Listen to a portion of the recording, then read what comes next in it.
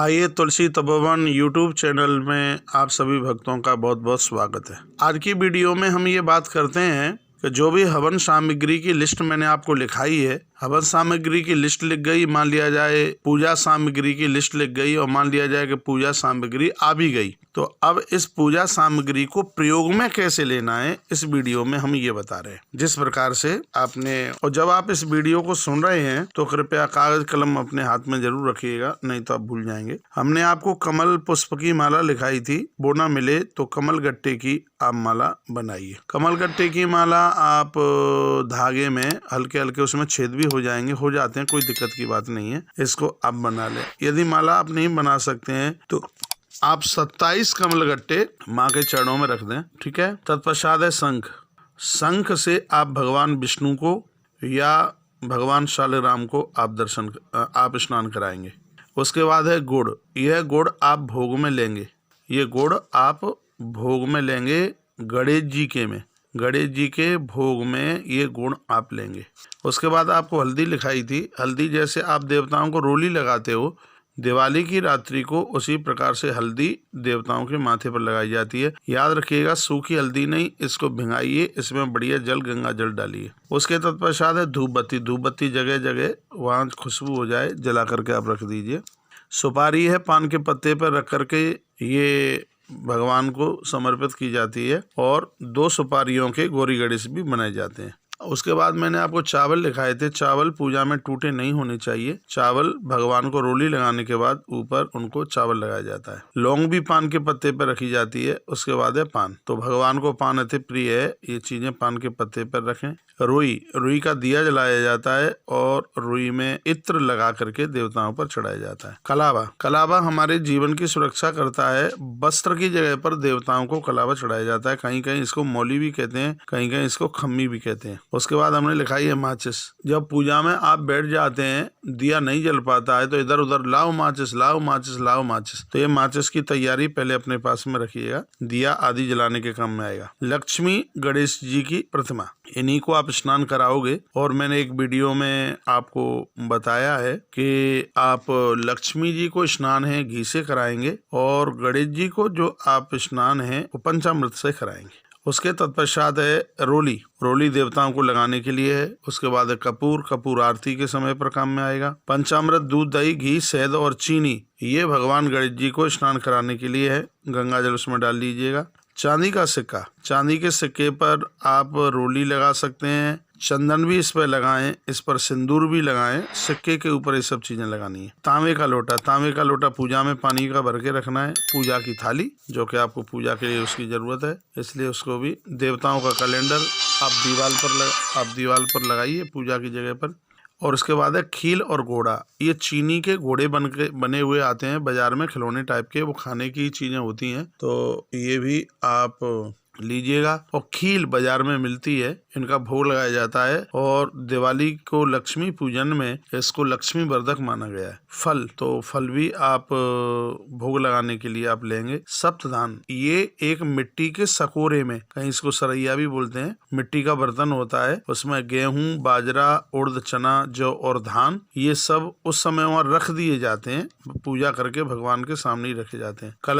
कलश में पंचपल्लव लगा करके तो ये कलश रखा जाता है, उसके ऊपर नारियल रखा जाता है। जो मैंने आपको जो सप्तधान अभी लिखा है ना, उसमें से एक मुट्ठी सप्तधान कलश के ऊपर, जिस बर्तन से आपने उसको ढका है, मिट्टी का भी रख सकते हैं और इसको कोई आप स्टील का है, तांबे का है, पीतल का है, वो भी प्रयोग में ले सकते हैं।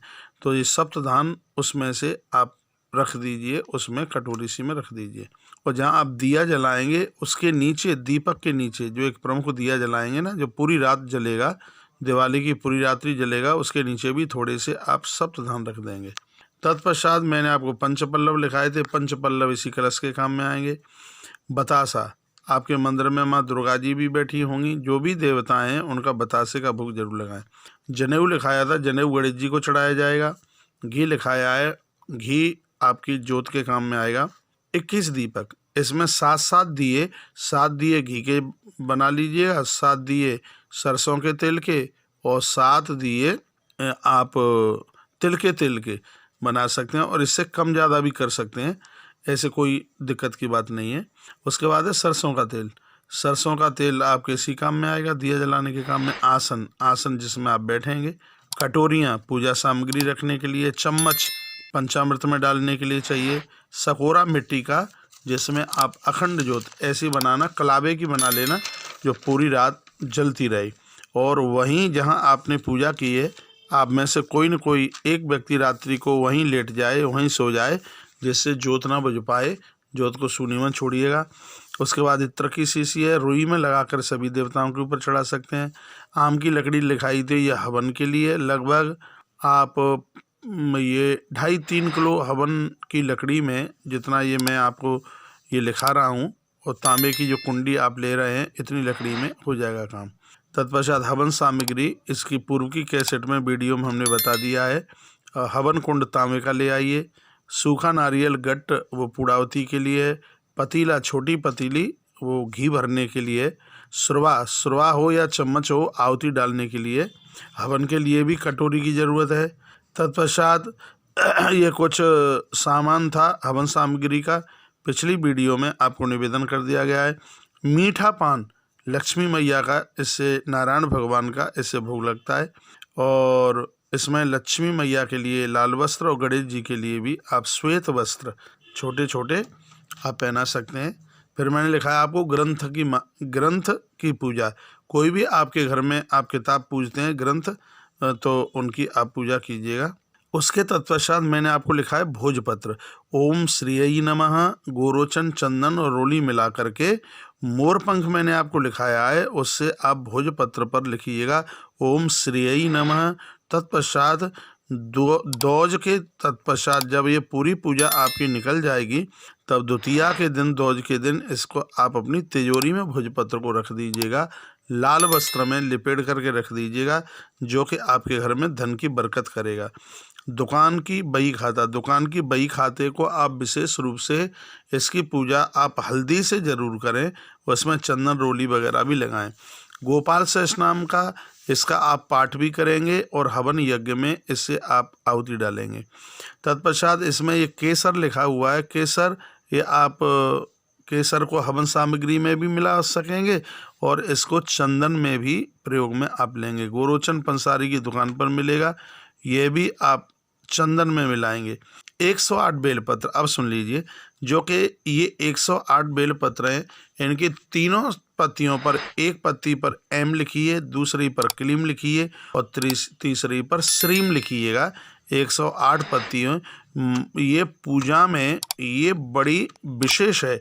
इससे अगली वीडियो में हम आपको बताएंगे कि इन 108 बेलपत्रों को आप लक्ष्मी नारायण के ऊपर या लक्ष्मी गणेश के ऊपर आप चढ़ाएंगे कैसे, वो अभी अगली वीडियो में बताया जाएगा।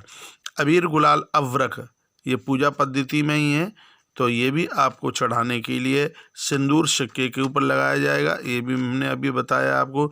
दुर्वा गणेश जी के ऊपर चढ़ाई जाएगी। गन्ने का छोटा सा टुकड़ा, इसमें से एक टुकड़ा तो इसमें से हवन में आहुति में डालोगे और एक गन्ने का छोटे से टुकड़े का आप भोग लगाओगे। फिर अगली चीज़ लिखाई है हमने हवन में मालपुआ, ये लक्ष्मी वर्धक है, श्री वर्धक है। जब आप यज्ञ करेंगे तो उसमें थोड़ा मालपुआ की आहुति डालेंगे।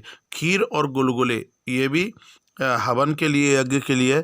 खीर में थोड़ा सा गुलगुले, छोटे छोटे पुआ आते हैं, खीर में मिला करके उसकी आहुति डाली जाती है। और पूजा की सामग्री में तिल, चावल, जौ, बूरा, कमलगट्टा, बेलगिरी, पंचमेवा, नारियल, गिरी का बुरादा, सफ़ेद चंदन, घी और जटामासी, ये हमने पिछली वीडियो में आपको हवन सामग्री बनाने की पूरा एक तरीका बताया है, ये सब उसमें लिख दिया है। इस तरीके से आप ये पूजन कीजिएगा, आनंद आ जाएगा। ठीक है, अब हम अगली वीडियो में आपको एक पूजा का क्रम बताते हुए जाएंगे कि सबसे पहले पूजा आप किसकी करें, फिर किसकी करें, फिर किसकी करें। तो ये वीडियो आपको अच्छी लगी है तो इसको लाइक कीजिए, आगे शेयर भी कीजिएगा। और यदि चैनल से अभी जुड़े हैं तो चैनल को सब्सक्राइब करके कृपया बेल आइकॉन दबाना ना भूलें। बस इस वीडियो में इतना सा ही है। जय श्री कृष्ण, जय श्री राम, जय गौ माता, जय